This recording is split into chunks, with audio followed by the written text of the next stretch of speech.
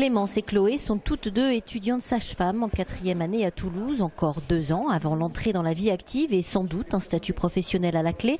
En attendant, cette année et l'année prochaine, elles alterneront cours et pratique en étant payées entre 1 200 et 2 400 € par an.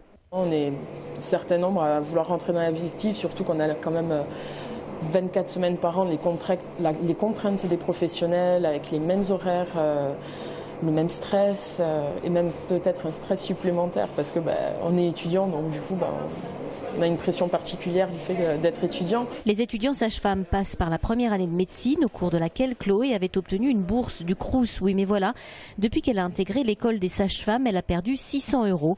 La raison ? Les étudiants sages-femmes sont en effet dépendantes des bourses attribuées par la région et non plus du Crous. Fini donc l'accès au resto ou au logement universitaire. Les critères d'attribution du Crous tiennent plus compte des difficultés sociales des étudiants, alors que les critères d'attribution des régions sont quand même plus restrictifs.